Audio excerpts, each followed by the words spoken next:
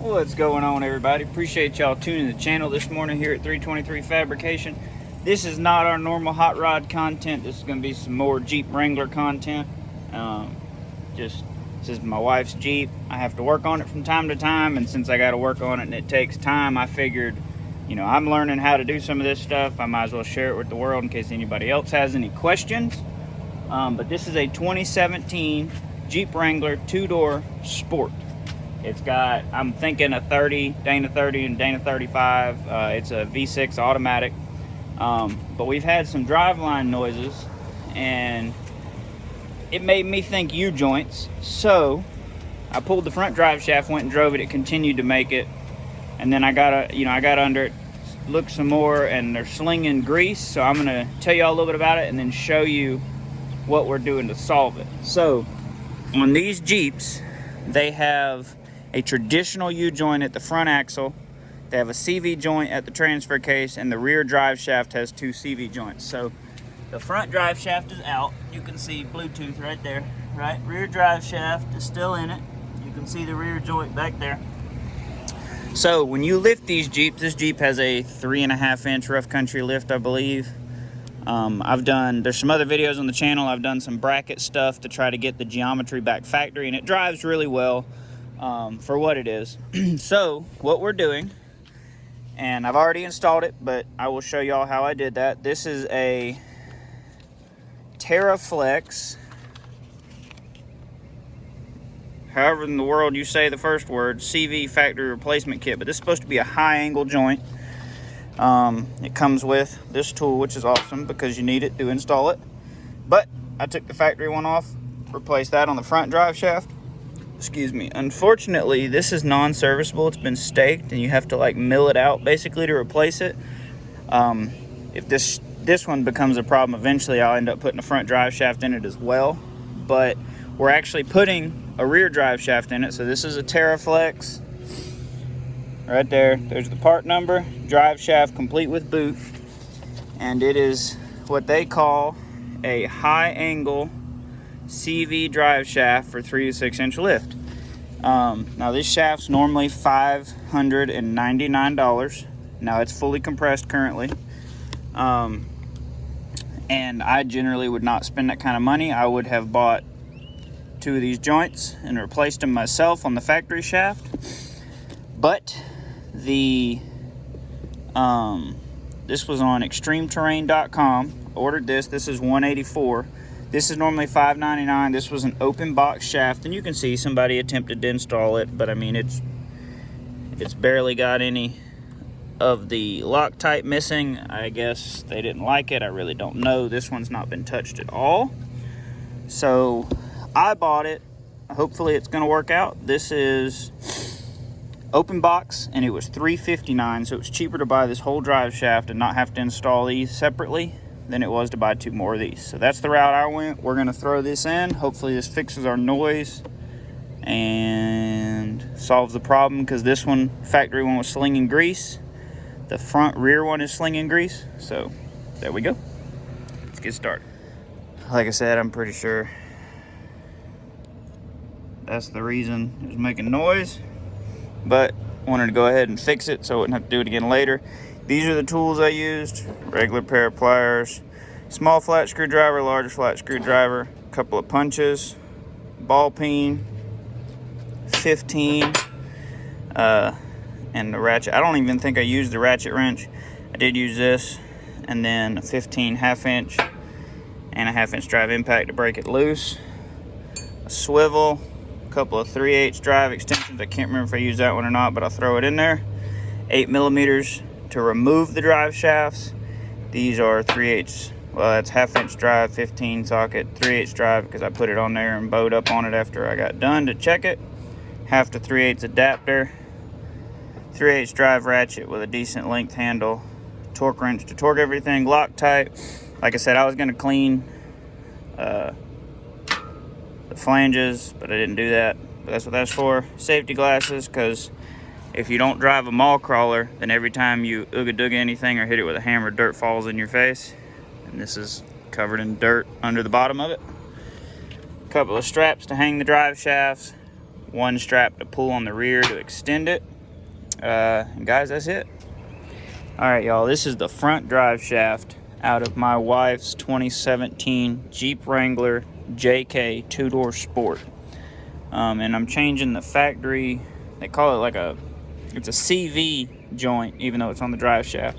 This is a U joint, and now this is staked so that you can't service it. They expect you to buy a drive shaft. But the problem with, I think it's like 07 to 2018 Jeep Wranglers is if you lift them 3 inches or more, there's too much angle coming off the transfer case to both drive shafts. I've actually got a brand new Terraflex rear drive shaft with 2 of these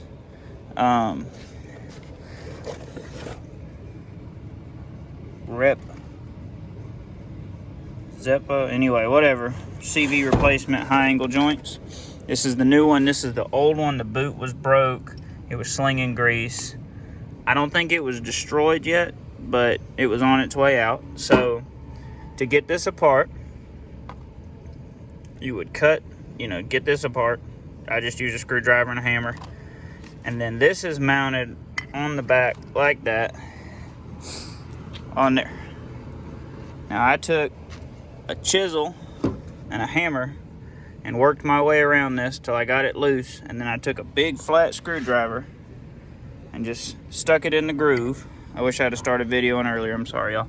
Stuck it in there and just did that all the way around till it was loose enough I could drive it off and get the screwdriver between it to pry it off. So that's the cap.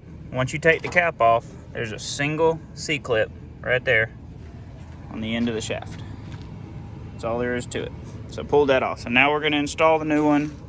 Never done this before. I'm gonna follow the instructions and kind of learn as I go. But I figured y'all might wanna see this. You know, anybody that's got questions about doing these joints on their Jeeps, figured it'd be a good one for you. What's in the box? So this is brand new, or was brand new. I opened it. I ordered this on Extreme Terrain. These are $184.99 a piece. But that was cheaper than putting a front drive shaft in their Jeep currently, and I'm actually using Terraflex's rear drive shaft. I did buy it, but it was open box, brand new.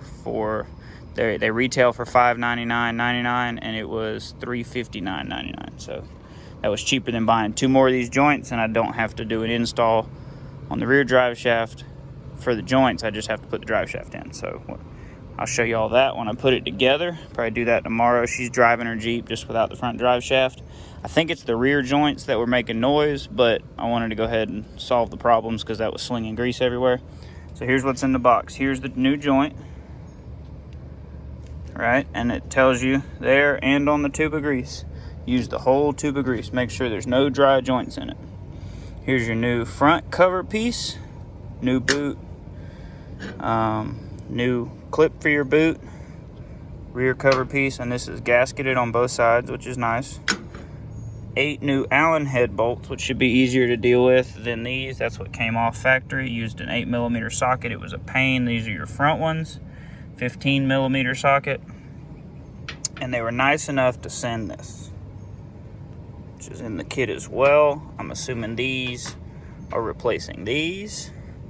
And then a tube of thread locker and a new C-clip, and there's your grease. So that's what's in the box. And I'm gonna follow the instructions and show y'all what we got going on. Okay, here's the messy part. Step 9, you're supposed to grease it. So I packed it with grease just like you would a wheel bearing. You know, you put the grease in your palm, pack it in and all that. And I think it's packed pretty good. Then you gotta clean the grease off the sealing surfaces and out of the bolt holes. So that's gonna make a mess, but I'm gonna do that. And then next, yeah, see, it tells you to clean it. Dust boot side, tapered edge, stepped edge. So that tells you which direction it goes. Easy enough. All right, that's as good as it's gonna get. There's still a tiny bit of grease in some of the holes, but I mean, it's gonna have to be good enough. Used a half a can of brand new can of car cleaner. Got that junk behind my ring. Ooh, that finger was burning. Anyway, I had to take that off. But next step, let's see. It says tapered edge, stepped edge. All right, so I put all those through this and then figure out which side is which. All right, it makes sense why they provided the tool. It's just straight up and down. So it's behind that lip. That's why you have to pre-install it, because you wouldn't be able to put it through because you have to put them in at an angle. Guess what I didn't do? You know, I put these in, right? Now they can't come out. Don't make this mistake. I got to take this thing back apart. So, don't forget that. If you're at this point, I'm sorry. I'll throw this back in the video. All right, and then we're going to tapered edge to this side, which if y'all see it, that's the stepped edge, so it's the side that's facing down. So it's gonna take 2 hands, so I'll get that. So there you go, nothing to it. You can see the difference. That's the tapered edge. I mean, that's the stepped edge. It's got a step down. The other one's just got a little bit of an angle on it. Now it wants it installed, and there's plenty of grease in the splines. So let me get this on there, and then the seat clip. All right, I probably didn't get the threads clean enough, or the splines on the drive shaft. I actually had to tap mine on. I just used ball peen hammer. It's bigger than the shaft. When I got it here, I just used a small tool to drive it past that. But it's on there. Get the snap ring on, and then keep going. Just to save you a little trouble, put the clamp over the shaft and just keep it over here before you do this, which you can open it and get it over it. It's not a big deal, but and they say to have a band tool to do this. I'm gonna attempt to do it with a screwdriver and a pair of pliers, so we'll see how it goes. Okay, nothing magical. All I used regular pair of pliers, flat screwdriver, held the drive shaft. It pulls this way, pulled it as tight as I could, and then folded it back over that and bent the tabs, and then jammed them down with a hammer, and that should be plenty tight. It shouldn't go anywhere. And I'll cut this tail off.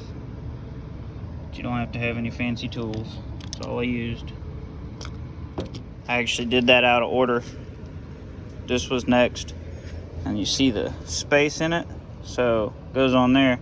I'm gonna go fill this inner area with high temp axle grease that I've got in a tub, because I wasted quite a bit of this, stuck to the gloves and the towels and everything else, and so I'm gonna go get some grease, and whoo, look at that. I misaligned that gasket. Oh well. I'm gonna go get some grease, pack this full of grease, and then install it. This is just one-sided sticky, so real carefully I peeled it off without tearing it, so I'm gonna line it back up before we go. Alright, got our gasket realigned, got a big old glob of high temp axle bearing grease. I'm gonna slap this on there. Let's see, I guess I can try and do it one-handed. Look at there, look at there. All right, now I need both hands. Put that on there. It says that it'll seat once you torque it into the transfer case joint. I just went around and tapped it with a hammer. Guess what I didn't do? You know, I put these in, right? Now they can't come out. Don't make this mistake.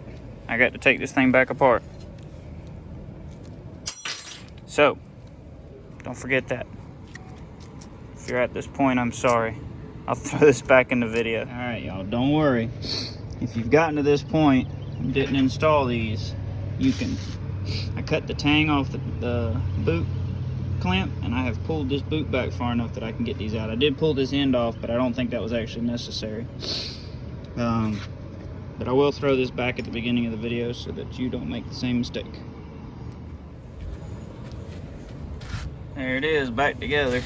So no worries, it is definitely possible. It's aggravating. Worst part was trying to get it back started, because you got to get every one of them started at the exact same time and lined up. But there it is. Again, tap this snug so it stay. I'm not installing this today. I should have the Jeep tomorrow. Let her drive my truck to work. I'll get this installed back in the Jeep. And these are the tools I used. Nothing super complicated. Snap ring pliers, probably the most unnormal thing, I guess, if you just have basic tools, but it's always a good idea to have a good set of snap ring pliers. Tomorrow, we'll get the rear drive shaft installed and this one. So this Jeep is lifted 3 or 3.5 inches. So you don't need jack stands or floor jack or any of that mess. Just leave the wheels and tires on it. The I put a block back there. We're on a fairly flat slab, concrete slab, so it doesn't matter. The transfer case is in neutral, so I can roll the Jeep while I'm under here. And what I'm using, but you don't have to, you can do all this with a ratchet, but this is a 1/2-inch drive DeWalt impact with an adapter down to 3/8, an extension, a swivel, and an 8mm. And I just get the ones I can, and then I'll turn the Jeep, or I'll roll the Jeep. Let's see. I know this ain't the best, but that's my creeper squeaking. So you get to what I can, and then I'll have to roll the Jeep and get the others. And then it shouldn't be too hard to get apart. But I'm gonna go ahead and get the rest of these bolts out. Okay. No. Let me quit squeaking here. All right. Remember, y'all, there's plenty of different ways to skin a cat, right? So, what I did, it's gonna be hard to see. Zoom in. There's a little indentation in here. Okay, so I drove, zoom back out. I drove a little punch through there, separated it enough that I could get a big flat screwdriver in there. So I got the front off. Now at the back, that's not the case, but on the back of the yoke, so there's bolt holes, but then there's a hole that you can put a punch in and drive it out. So I'm gonna attempt to do that real quick and get this drive shaft out. And then something I wanna mention, and y'all do it how you wanna do it. Just be careful whatever you do. But I'm gonna install my transfer case side of both drive shafts before I hook either one of the yokes up to the axles. Either one of the joints to the yokes on the axles. The reason being is the transfer case is in neutral, so I can spin this without having to move the Jeep. So I'm gonna get all these in. Same thing on the front, and then I'm gonna hook to the axles. Because see, currently, if I had to take these bolts out still, I would have to roll the Jeep to take them out. But it's really not that bad. We'll see how the install goes. I read a few reviews on the website. People complained about how aggravating they are to do. But I mean, I don't know. I guess you have to pull them up a little at a time. But I mean, we build hot rods all the time, so I mean, it's just kind of one of those things. All right, it took a little work, but you can see where I was beating on it with a punch. Probably something flatter would have done a little better, but there's two holes in the yoke, 180 degrees of each other, so I beat on one until it moved a little bit, and then I rolled the Jeep, beat on the other. But this is our factory rear drive shaft.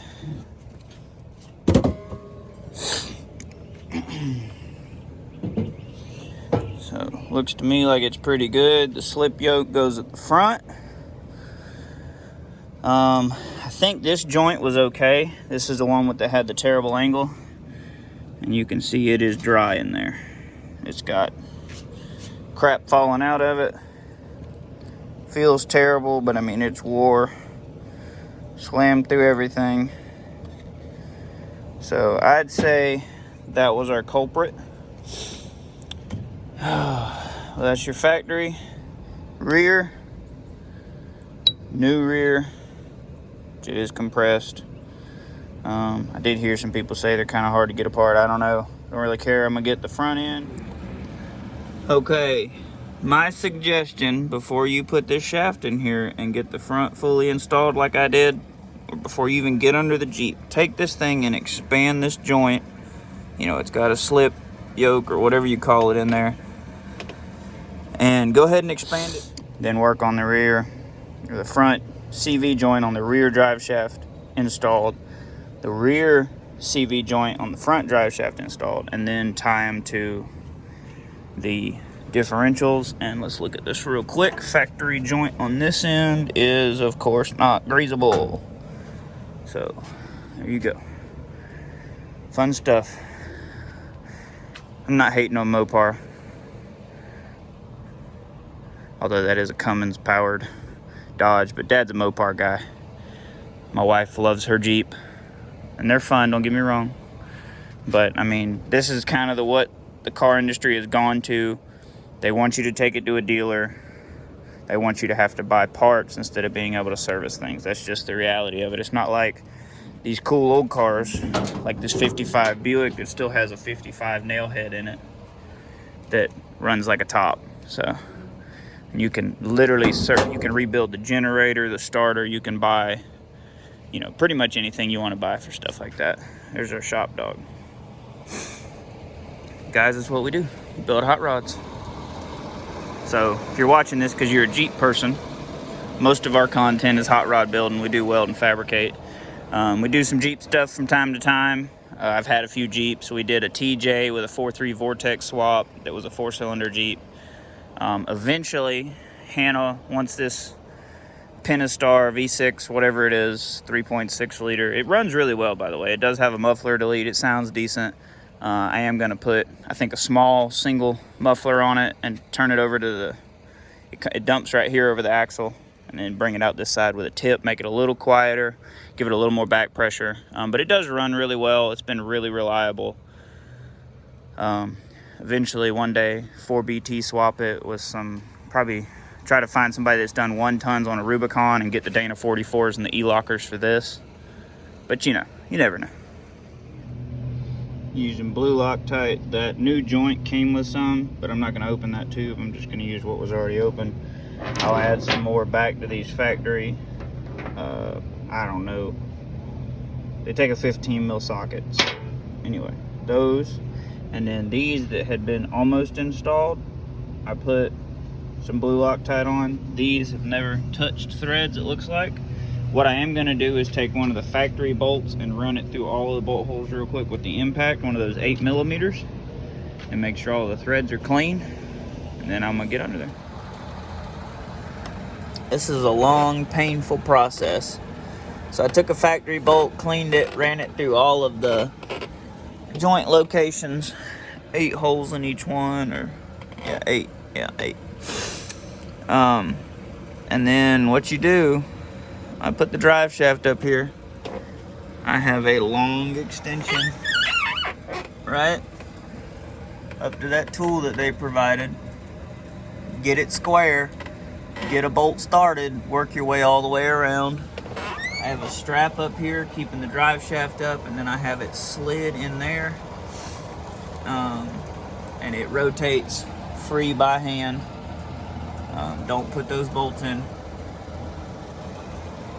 and you just turn it. Tighten. I tighten 2 and I turn it. Tighten the next 2 and turn it, and it's, you know, you can still see I got 3/8 of an inch to go. And I'm doing this by hand, no ratchet. But you can only pull it up so far before they hit. And I guess I could use an impact. I don't know. I've just been doing it by hand so far, trying to pull it up even. Once this is done, I'll leave the strapping all up there. And then I'll go to the rear and do the same thing at the transfer case side. And then I'll have to do the rear diff. And then I'll come up and put these 4 right here will be the last ones. I'll do these, and I'll do the front of the rear drive shaft, and then I'll do the rear drive shaft. And then I'll do the front last. But that's what you got to do, because there's only right here, because it's high angle. That's why they use this style bolt, because it hits. So you have to pull it up, you know, 3 turns, and then the next one 3 turns, and keep going around as it slowly pulls itself up straight. Lots of fun. Okay. These are pulled up tight. Not gonna lie, I ended up getting tired and started using the impact. And y'all, don't turn them too far. Just 2 or 3 turns, and then go to the next one. Otherwise, you'll end up binding it up. And I'll show you why. I'm pretty sure I know why they returned this rear drive shaft. It's brand new. But see, it's still hanging. Got the bolts out of it. Now I did the same thing here. I'm gonna show y'all on this one. All right, this is our new rear drive shaft. See, got it hung up with a strap where it'll free turn. It's up high, out of the way. So I got it started. I'm just gonna show y'all. I turn it by hand. This is by hand.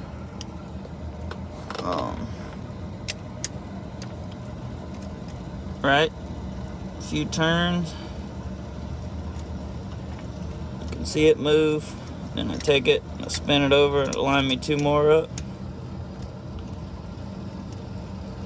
Now, nothing to it, little at a time. And I meant to do this. I've actually got a wire brush sitting here and didn't do it. But I was gonna wire brush the inside of these yoke flanges and get them real clean. That way it would make doing this easier. But that's what you gotta do all the way around. And then torque them to 15 foot-pounds. But see how these are chewed up? I didn't do that. Those were already chewed. Let me see. Might not be able to see. You can see where they're chewed up. And there was only there's like 4 or 5 of these that are chewed up, and then there's only like 4 or 5 of them that were missing any Loctite. So whoever did this was trying to run them all the way in. You can't, because the bolt hits the flange. You got to pull them down even all the way around. Otherwise it won't tighten up. And so that's my theory. They got frustrated, didn't have the patience, didn't take the time to do it.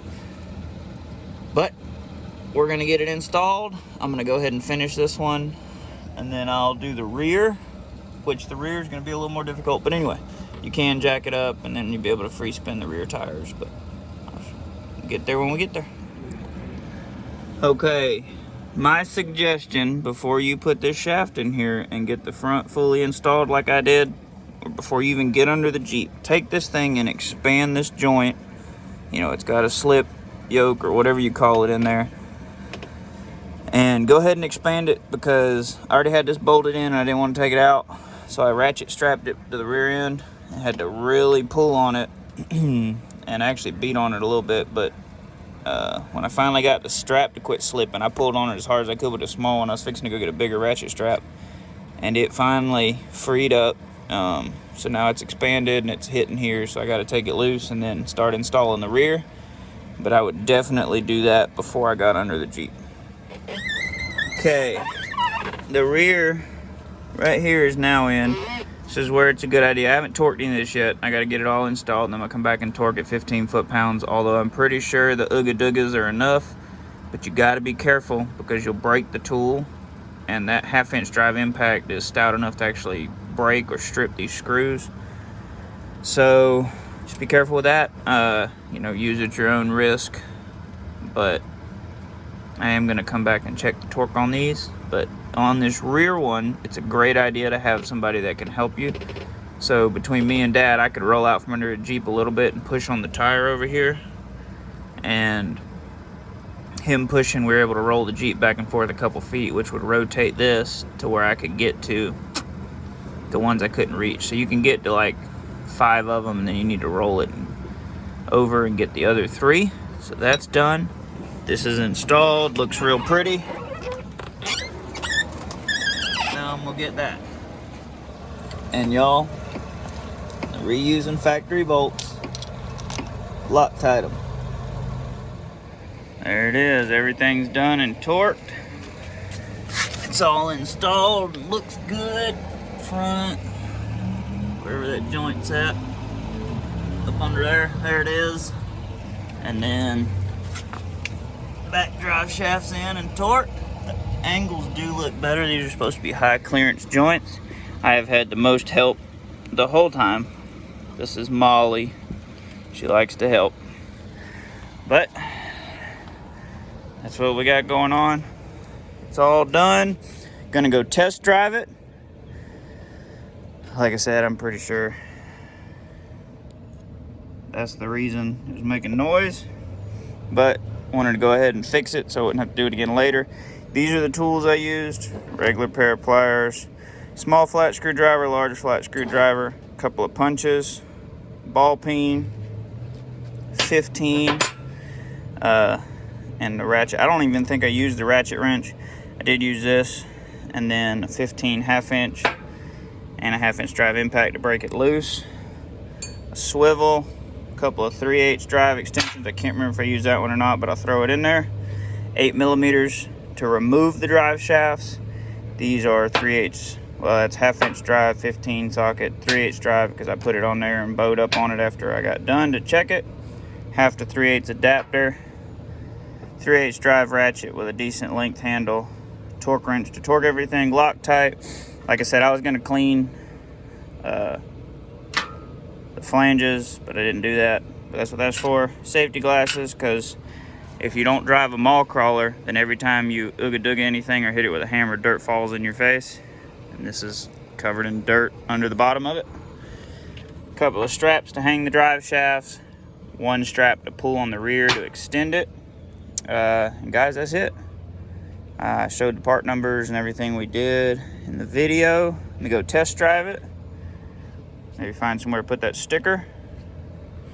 So far, it turned out good. After a successful test drive, we went 88 miles an hour. No, I'm just kidding. But I did get it up to about 65. But it was really making the noise on deceleration between 20 and 30 mile an hour. It does not make any of those noises anymore. It does make your typical Jeep noises, the rattles and shakes and all that fun stuff. I have a brake squeak over here when you lightly apply them. When you mash them a little harder, it goes away, but I just checked the pads. There's plenty of pad life left. So I mean, it's fixed. That solved our problem of the terrible squeak that it had. I wish I could have got it on video beforehand, but I'll be honest with you, I didn't even think about it. Head out the window, I could hear it, which means it probably could have been heard on video, but it was pretty rough. Just a metal on metal squeak, you know, but 3 inches or more lift on these Jeeps is known to cause this problem. And the factory CV joints, there's 3 CV joints, 1 U joint, they're known to wear out.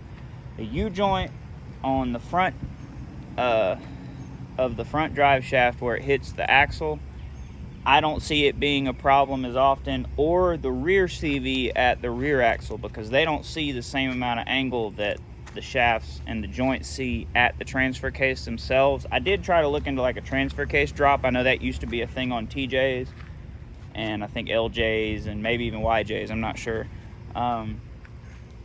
But that being said, definitely fix the problem. So Terraflex seems to make pretty good quality stuff. If you pay attention to the directions and do it in order, it's really not that bad. I don't even know what time it is, but I've got some time in it. If I had the parts, I could have done it all in a day, no problem. It's, you know, a Saturday job for sure. That being said, basic hand tools, nothing. The only thing I've got that might not be your normal everyday thing would be an impact and a torque wrench. But if you're up for this, it's definitely doable without those, although you are supposed to torque it to 15 foot-pounds, guys. Or you can use German spec, which is good and tight. Anyway, hope you enjoyed it. Hope you learned a little bit. Maybe it helped you out. If it did, hit that like button for me. Throw me a comment. I appreciate all of y'all. Hit the subscribe button. Not a ton of Jeep content on the channel. I'd like that to change one day.